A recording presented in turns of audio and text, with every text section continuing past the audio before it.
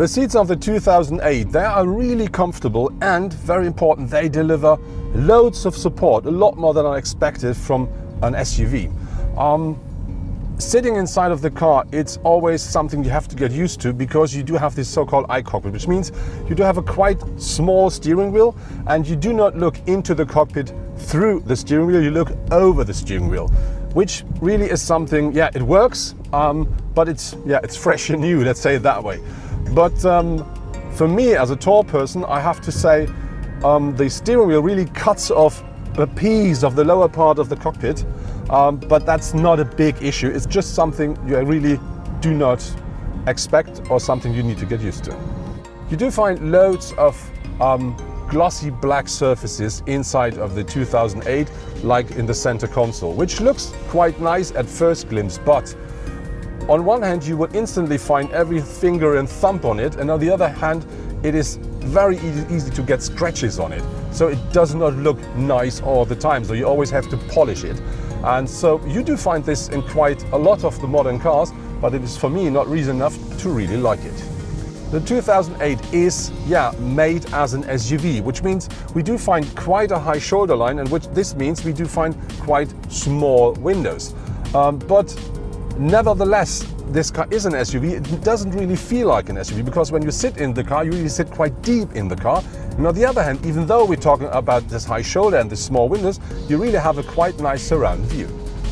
What I really do like is the detail here when you look at the instrument cluster of the cockpit, because the side of this is open. This is a very nice but small detail, and you do find as well something like this chrome bar beneath the sat-nav, or you do find these very nicely shaped air outtakes here. They're really looking into the car, and you will find more and more of these small bits and pieces, which really lifts the impression of this interior to the next level.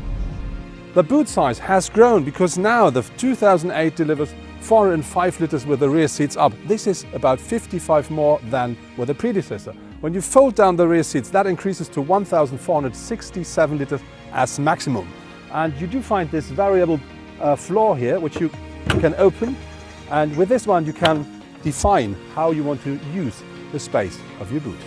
The 2008 comes quite nice equipped when we talk about the driver assistant and safety systems as standard. So for instance, you do find lane departure assist, you do find a front collision warning, you do find a speed limiter and a cruise control.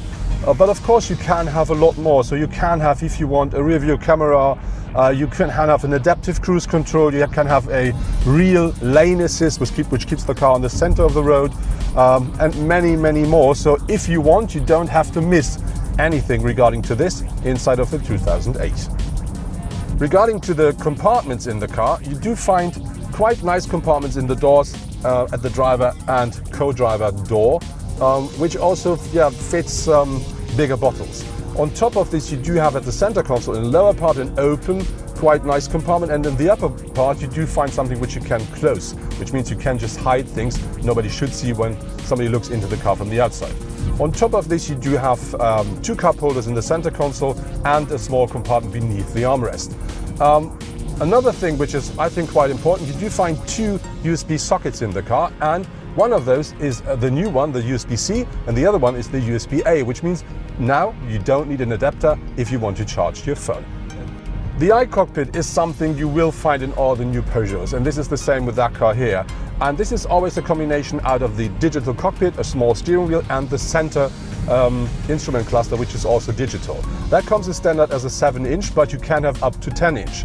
And so when you look into the digital cockpit here, this is the 3D version we're driving. That really delivers you the information you need, a bit more on the top layer, which really gives you the opportunity to get the information a lot quicker, which means if there is an alert coming, that's a lot more present than the other stuff, which really is something very nice. It's something you need to get used to, but it works very well.